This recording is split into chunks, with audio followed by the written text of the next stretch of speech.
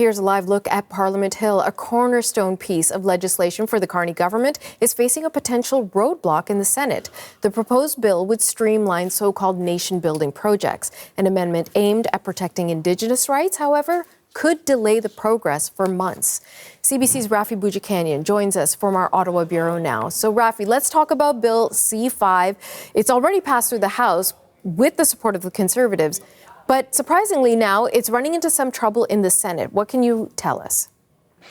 Natasha, we're seeing several senators get up and propose various amendments to this legislation in order to change it, and that if one of them succeeds, it would go back to the House and force MPs to go at it all over again. Now, the amendment you just alluded to, it actually happened to fail just a couple of minutes ago, but there's still more stuff going on. And it is the same kinds of debates we've seen about C5 as it went through the House of Commons. You mentioned the Conservatives helped the Liberals pass it, but there was some opposition from the more minor caucuses, the NDP and the Bloc Québécois, raising issues with the government perhaps running roughshod over environmental concerns or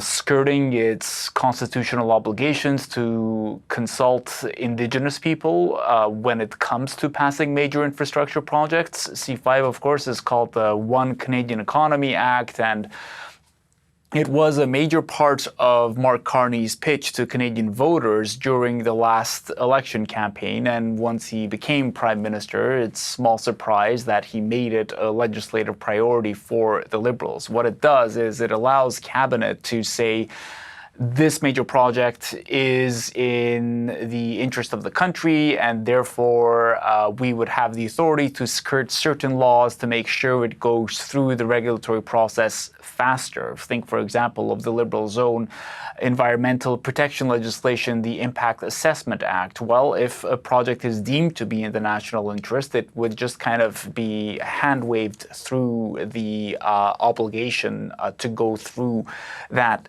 act. Now, critics say it's not the idea of the bill itself that they're opposed to, but how the bill would work, because nobody, at least among the political parties, is saying we don't want things to get built faster in this country, but they are raising concerns.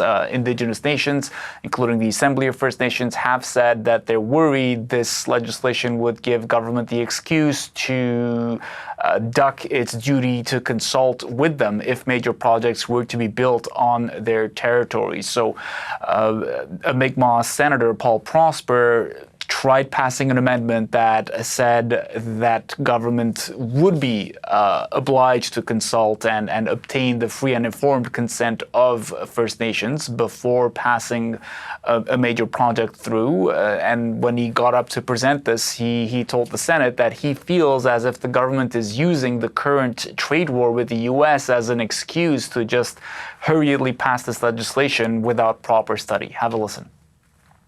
A constant and consistent chorus of senators, quote, saying that we must pass this bill without delay is becoming tiresome. At what point will the government seek that court extension, start the process early, or even decide to sit later so that we can actually do our job and do them well?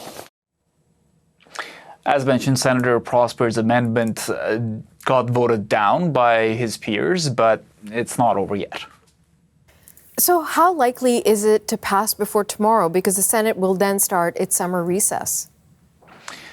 Yeah, so the legislation itself will get through the Senate one way or another. The question becomes whether any amendments are added to it. And if that does happen, then the Parliament, the MPs, would have to either come back to debate a new version of this legislation, which could very well happen. I mean, the Prime Minister has said that this is a priority for him. Opposition parties, even the ones who were against this project, had said they were willing to sit through the summer to study it properly, to see it through.